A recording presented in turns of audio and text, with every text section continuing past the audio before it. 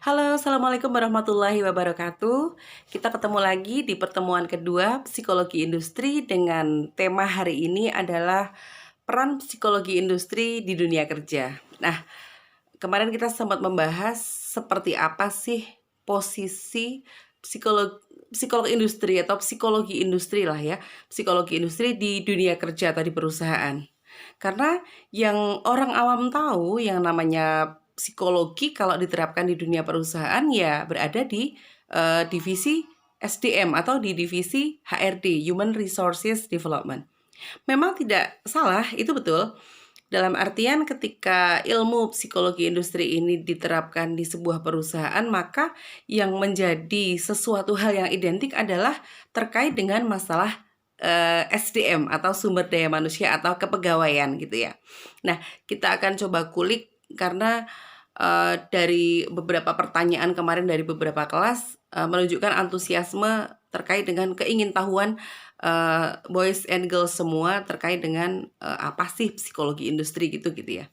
Nah, kemudian secara umum kalau kita berbicara tentang psikologi industri di perusahaan, sebetulnya kalau dikaitkan dengan HRD memang tidak sepenuhnya keliru gitu.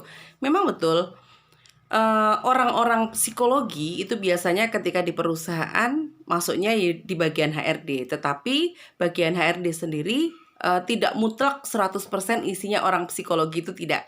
Jadi kalau di HRD itu ada orang psikologi, ada orang ekonomi, ada orang hukum gitu ya. Karena memang hal-hal yang diurusi oleh bagian HRD di perusahaan itu sangatlah luas. Cuman kalau psikologi industri lebih mengurus kepada hal-hal yang lebih bersifat humanis gitu ya, lebih bersifat psikologis banget. Nah, apa aja itu kita nanti akan kupas. Cuman secara umum sebetulnya kalau HRD itu menjadi sebuah bukan organisasi, tetapi sebagai wadah yang menjembatani hubungan antara perusahaan dengan karyawan. Seringkali terjadi miss antara perusahaan dengan para pegawai atau para karyawan. Apa yang menjadi sesuatu yang miss? Misalnya hal yang sederhana, masalah penggajian. Kalau perusahaan itu kepenginnya menggaji karyawan dengan murah, kinerjanya bagus, dan loyal gitu. Tetapi tidak bisa begitu karena karyawan bagaimanapun juga memiliki kebutuhan sebagai manusia. Karyawan pengennya sih kerjanya enak, gajinya besar, sudah gitu jenjang karirnya bagus ya. Maka dari itu seringkali yang menjadi tugas HRD adalah menjembatani atau menjadi mediator antara kedua belah pihak tadi. Di samping nanti akan ada beberapa masalah yang lebih kompleks lagi, misalnya terkait dengan UMR, terkait dengan lehal atau masalah hukum dan lain sebagainya. Tetapi HRD pada intinya dia harus mampu menjembatani antara keinginan perusahaan dengan keinginan para karyawan atau serikat pekerja biasanya kalau di perusahaan ya. Nah, kita mencoba untuk membahas sesuatu yang lebih rinci lagi yuk. Sebetulnya kalau berbicara tentang psikologi industri, tidak bisa lepas dari yang namanya pengelolaan SDM. Nah, pengelolaan SDM itu ya sama seperti prinsip-prinsip manajemen yang lain. Kalau dalam hal ini, psikologi akan mengelola SDM dengan lebih humanis lagi. Terkait dengan input, proses, dan juga output. Yuk, coba yuk. Dalam segala ilmu manajemen tentu yang namanya pengelolaan itu terdiri dari 3 hal tersebut ya, input, proses, dan output. Pertama terkait dengan input. Tugas psikologi industri atau dalam hal ini ilmu psikologi industri itu sebetulnya kalau penerapannya di dunia kerja, kalau terkait dengan input karyawan, yang pertama adalah melakukan rekrutmen. Apa deh itu rekrutmen? Rekrutmen itu penarikan. Penarikan dalam artian mencoba untuk menarik banyak pelamar supaya tertarik memasukkan aplikasi lamarannya di perusahaan.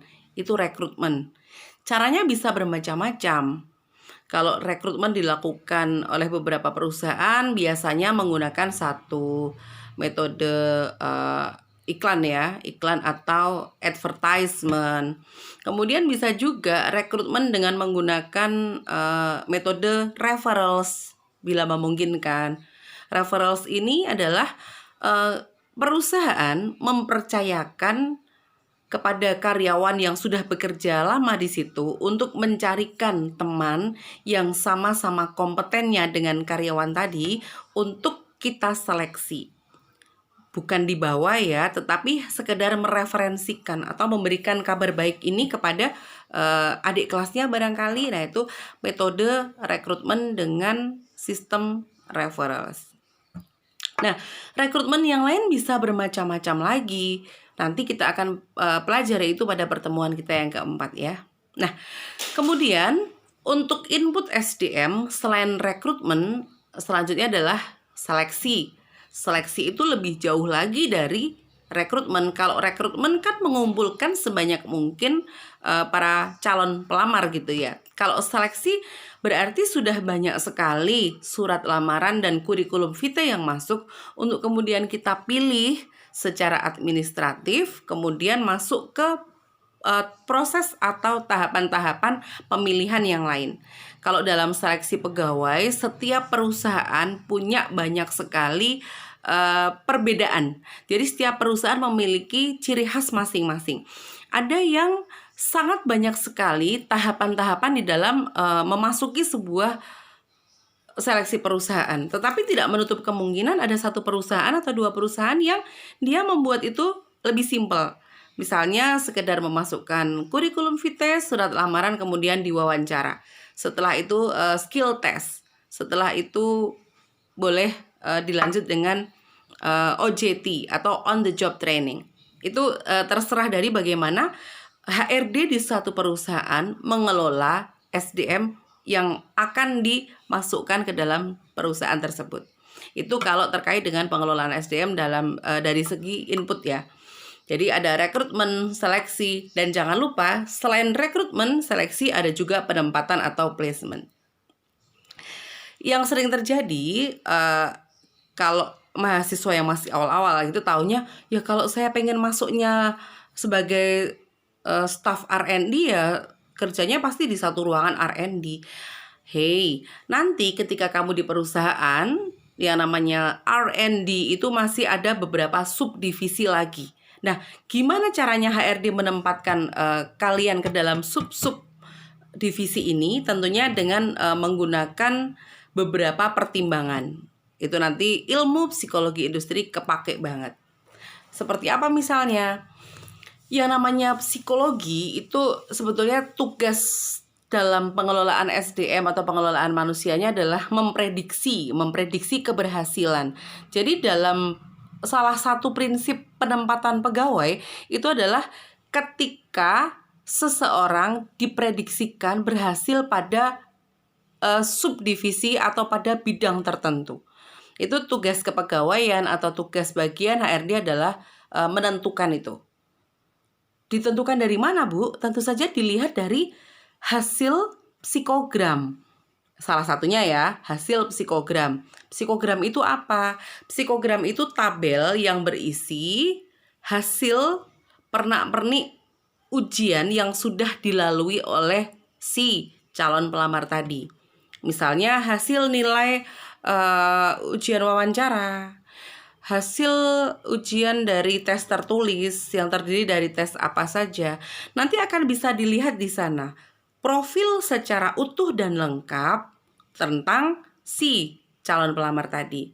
Nah, dari profil itu nanti kita bisa memprediksikan dong, oh dia tipenya adalah orang yang terbuka, oh dia mudah bergaul, oh ini orangnya sangat-sangat open-minded.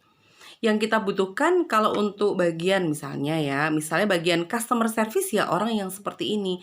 Karena dengan sikap kerja yang seperti ini dia diprediksikan akan berhasil untuk menjalani tugas sebagai seorang misalnya customer service. Nah, gitu caranya ya. Nanti untuk lebih dalamnya lagi kita akan mendalami itu pada sub materi kita pada minggu-minggu selanjutnya. Oke. Selanjutnya selain penempatan pegawai, kita lanjut ke bagian proses. Apa sih peran psikologi industri ketika berada pada pengelolaan SDM tapi pada level proses. Pada level proses ini sebenarnya banyak sekali. Jadi ketika karyawan sudah kita rekrut, kita seleksi, kita tempatkan, dan mereka sudah bekerja, maka tugas psikologi industri itu nggak sampai di situ aja. Tapi masih banyak banget. Salah satunya adalah menangani yang namanya counseling. Konseling itu pasti akan dilakukan, entah karena karyawannya mungkin melakukan beberapa sikap-sikap yang menunjukkan gejala indisipliner atau enggak disiplin, atau barangkali konseling karena kenapa ya dia kok ada konflik dengan temannya, dengan rekan kerjanya. Nah, itu konseling seperti itu tetap dilakukan ketika karyawan berada pada satu perusahaan tersebut. Jadi bukan berarti ketika sudah berada di perusahaan kemudian tidak ada tanggung jawab dari bagian HRD, enggak. Bagian HRD itu tetap bertanggung jawab terhadap monitoring atau pengawasan kinerja para karyawannya. Salah satunya tadi, kalau ada masalah diberikan konseling. Walaupun paradigma baru pada perusahaan pada era sekarang ini 4.0 itu every manager is HR manager. Setiap manager atau dalam tanda kutip itu sebetulnya satu kata kiasan aja sih. Setiap orang yang punya bawahan atau anak buah, dia harus bisa bertanggung jawab terhadap masalah ketenaga kerjaan dari anak buahnya. Jadi misalnya ada permasalahan terkait dengan konflik rekan kerja dalam satu divisi, maka supervisor yang ada pada divisi tersebut, dia yang bertanggung jawab untuk mengatasi konflik tersebut. Tidak langsung ke HRD, tetapi atasan langsung dia bertanggung jawab sebagai seorang HR manager gitu ya. Nah, selain konseling, ada juga beberapa tugas yang lain terkait dengan proses. Apa saja itu peran psikologi industri di perusahaan terkait dengan proses? Berikutnya yang kedua adalah membuat sistem budaya kerja yang positif, yang sehat, yang menunjang produktivitas kerja karyawan sehingga perusahaan bisa mendapatkan banyak keuntungan atau profit. Jadi pada intinya bagaimana membuat satu budaya kerja yang sehat sehingga karyawan itu memiliki mental health yang baik. Tujuannya apa? Ya jelas, perusahaan untung. Nah, apa contohnya Bu membuat budaya kerja yang sehat? Pertama, menciptakan teamwork yang bagus. Perusahaan mau mengadakan yang namanya family gathering, mau mengadakan yang namanya outbound. Itu siapa yang menyelenggarakan? HRD. Kenapa kok begitu? Tentu ada tujuannya. Apa tujuannya? Ya supaya budaya kerja bagus, kinerja bagus, sehingga profit perusahaan pun juga bagus. Ya. Nah, selanjutnya peran psikologi industri pada proses manajemen SDM apa? Sebagai mediator antara perusahaan dengan karyawan, seperti yang tadi sudah Bu Bin katakan ya. Selain itu juga melakukan yang namanya nanti ada promosi jabatan. Karyawan sudah bekerja pada satu perusahaan dengan jangka waktu tertentu. Nanti pada perusahaan yang menerapkan karir path atau jenjang karir, itu dia akan mengalami yang namanya seleksi kembali untuk dipromosikan pada jabatan yang lebih tinggi. Nah, seperti itu loh beberapa tugas HRD, atau dalam hal ini kita ngomongin tentang psikologi industri ketika mengelola proses dalam manajemen SDM. Nah, selain itu juga promosi jabatan terkait dengan mutasi juga atau perpindahan karyawan pada bagian yang lain atau ke cabang lain. Nah, itu mutasi. Atau mengurusi, sama juga seperti yang lain.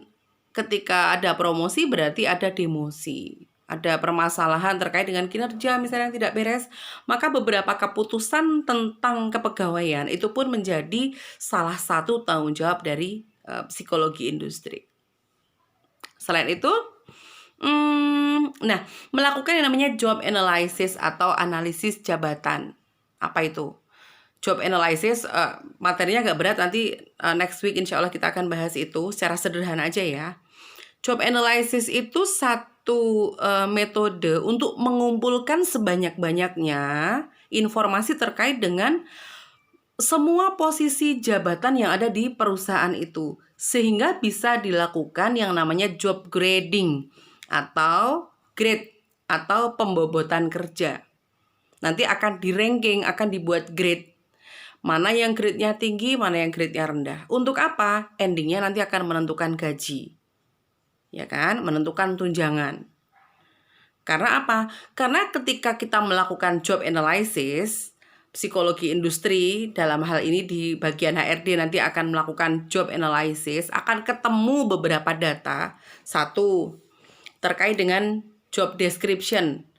Karena dalam job analysis itu nanti HRD akan nanyain, mungkin nyebar angket, mungkin melakukan wawancara. Terkait dengan apa? Terkait dengan beberapa pekerjaan pada masing-masing jabatan. Misalnya nih di ATK. Nah, nanti kalau dilakukan job analysis, maka bagian kepegawaian itu akan menanyai pekerjaannya apa, tugas hariannya apa, tugas mingguannya apa, tugas bulanannya apa, membawai berapa anak buah, atasan langsungnya siapa, tugas rutinnya apa, tugas tambahannya apa. Itu untuk menentukan job grading, untuk menentukan pembobotan jabatan, untuk menentukan nanti bagaimana sistem penggajian di sebuah perusahaan itu ya. Aduh, rumit ya. Oke. Nah, kemudian selanjutnya akan ketemu yang namanya job specification. Kalau tadi sudah ngomongin tentang job desk, job description atau uraian pekerjaan. Oh, bagian ini kerjaannya ini. Nah, selanjutnya ketika job analysis itu dilakukan akan muncul yang namanya job spec atau spesifikasi jabatan. Atau kalau bahasa lebih sederhananya adalah kriteria ideal. Kriteria ideal dari orang yang diperkirakan mampu untuk mengemban pekerjaan itu dengan sebaik-baiknya. Kriteria ideal. Kalau kamu pengen lihat job specification atau job spec itu ada di, mungkin kalau kalian baca koran, dicari sales untuk PT misalnya Yamaha Indonesia Tbk misalnya gitu.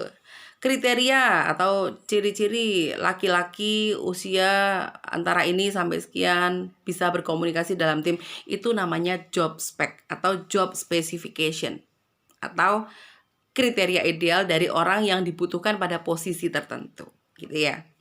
Nah, kemudian selain melakukan job analysis, tugas psikologi industri atau peran ilmu ini di dalam satu perusahaan terkait dengan pengelolaan SDM pada bagian proses adalah bertanggung jawab pada sistem penggajian. Tadi terkait dengan job analysis juga ya. Terus kemudian kalau yang masih ngomongin tentang job analysis, pada job analysis itu pun juga nanti akan kita bisa ketemu loh sama yang namanya kebutuhan kita untuk kapan merekrut orang.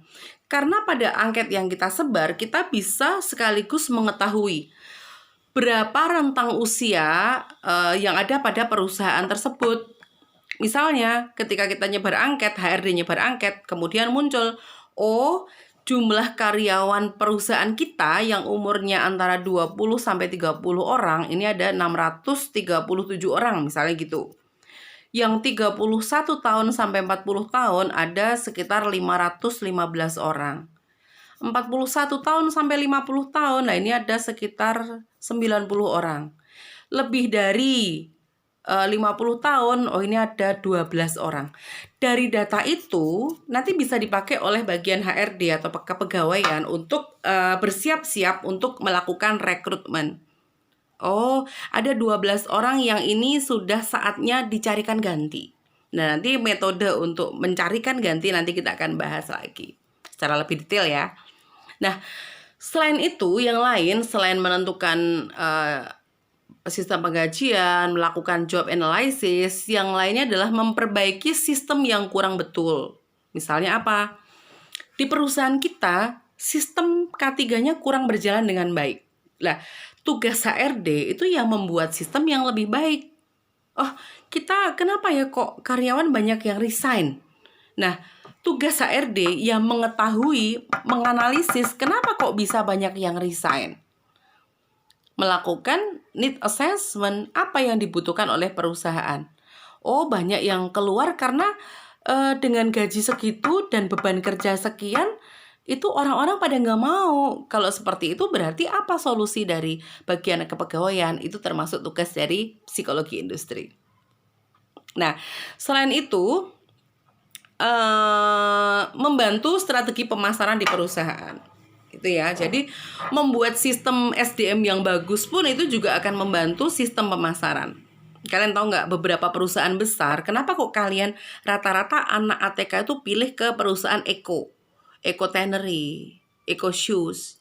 Ya karena perusahaannya menurut frame of references-nya anak-anak ATK itu perusahaan yang keren banget. Satu, gajinya pakai dolar. Dua, di sana jenjang karirnya jelas. Kamu 10 tahun di sana pasti hampir dipastikan kamu minimal jadi manajer. Kalau sudah ada peta kognitif seperti itu, otomatis secara tidak langsung bisa menjadikan itu sebagai media promosi juga. Mempromosikan kepada khalayak bahwa perusahaan itu adalah perusahaan yang bonafit, yang bisa menghidupi karyawannya dengan baik, yang manajemen SDM-nya baik, sehingga orang akan membuat satu kesimpulan, oh itu perusahaan bonafit pastilah bergengsi, baik produknya maupun manajemennya. Itu salah satunya. Selanjutnya, psikologi industri dalam rangka kita mengelola proses pengelolaan SDM adalah melakukan PSDM atau pengelolaan sumber daya manusia. Kita akan memantau, tadi kan sudah kita lakukan proses rekrutmen, seleksi, penempatan. Nah, selanjutnya adalah memantau. Memantau apa? Memantau kinerja. Memantau kinerja dengan cara apa? Nah, beberapa perusahaan kalau dalam 5 tahun terakhir ini mengadakan yang namanya pool of talent atau kolam bakat ya kalau diterjemahkan ya. Jadi setiap ada karyawan yang baru masuk ke perusahaan, HRD ini akan kepo parah. Keponya ngapain? Akan ngelis apa aja kebiasaan unik yang dimiliki oleh si karyawan baru tadi. Nah, dari situ kemudian akan diberdayakan, dioptimalkan. Barangkali bila ada tawaran training, diikutkan. Kalau semisal ada tawaran beasiswa ke luar negeri, barangkali direncanakan untuk dia bisa mengambil beasiswa tersebut. Tentunya dengan MOU supaya dia terikat dengan perusahaan kita sampai dengan batas waktu yang ditentukan gitu. Nah, itu beberapa terkait dengan proses. Lalu sekarang terkait dengan output. Output apa aja? Satu, performance appraisal system atau membuat sistem penilaian kinerja. Apa itu, Bu? Penilaian kinerja itu ya tentunya itu tadi bagian dari monitoring, tetapi lebih ke arah output atau nanti langsung bisa dikorelasikan dengan beberapa hal semacam gaji, insentif, bonus. Nah, seperti itu ya. Penilaian kinerja tuh kayak apa ya, Bu? Belum ada bayangan. Mungkin kalian bisa ngelihat Gojek ya. Kamu setelah naik Gojek, kamu akan ngasih bintang 5, bintang 4, bintang 3. Aduh, jangan ngasih bintang 2 atau 1 ya.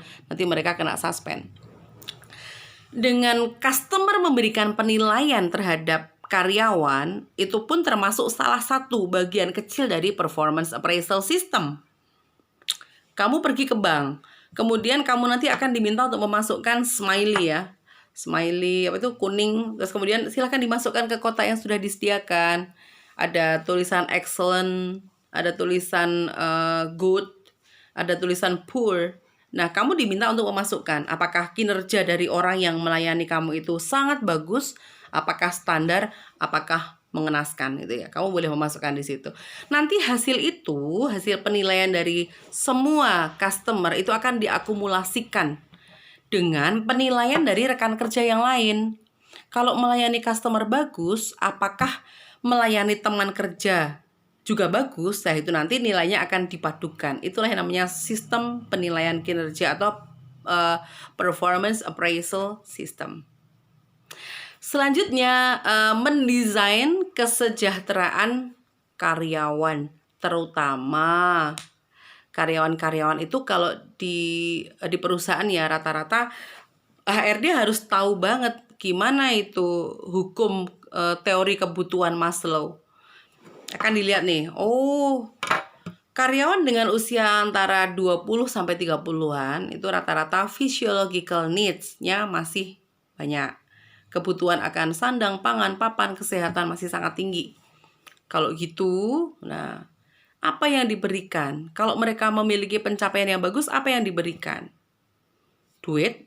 Ataukah sekedar pujian? Nah, itu nanti desain-desain seperti itu pun menjadi tugas dari HRD. Dalam hal ini, cabang ilmu psikologi pun juga akan diterapkan ilmunya di situ. Nah, kemudian juga nggak sampai di situ loh, tapi juga mendesain kesejahteraan karyawan pasca pensiun.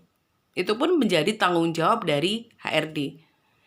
Ilmu psikologi industri itu sampai dengan mengurusi ranah-ranah yang setelah bekerja atau setelah karyawan sudah mengalami terminasi atau berhenti kerja, artinya itu pun juga masih dipikirkan oleh ilmu psikologi industri. HRD yang baik, HRD yang bertanggung jawab penuh terhadap kesejahteraan karyawan, dia pun juga akan membuat sistem yang bagus untuk kesejahteraan dan kebahagiaan karyawannya meskipun itu pasca pensiun. Kalau di UGM itu katanya, kata dosen saya, kebetulan dosen saya Pak Mariono itu sekarang jadi apa ya? Ya jadi penggede di kampus itu ya. Itu katanya kalau dosen dan karyawan UGM sebelum pensiun diberikan pembekalan. Pembekalan apa? Pembekalan soft skill maupun hard skill. Hard skill bisa berupa apa? Pelatihan membuat aneka kudapan, aneka jajanan, sehingga nanti diharapkan ketika pensiun tidak mengalami yang namanya post power syndrome, tetapi tetap riang gembira, happy menjalani hidup gitu ya. Kemudian ketika diberikan hard skill juga diimbangi dengan diberikan soft skill. Sangu, gimana menjalani masa pensiun dengan happy. Bagaimana tidak mengalami yang namanya fear of death atau takut mati pasca pensiun. Nah, hal-hal seperti itu pun juga menjadi perhatian khusus dari psikologi industri. Jadi, ngurusin SDM itu nggak melulu harus ini tok. Rekrutmen, seleksi, penempatan, penggajian, ngerekap absen. No, big no. Tugas psikologi industri di perusahaan sangat kompleks, mulai dari input, proses, hingga output. Oke, sampai di sini dulu. Kita nanti akan sambung dengan beberapa pertanyaan yang silahkan kalian siapkan untuk nanti kita discuss. Oke, kita akan discuss di Kulwab. Sampai jumpa di kelas kuliah WhatsApp kita. Assalamualaikum warahmatullahi wabarakatuh. Bye-bye. Mwah.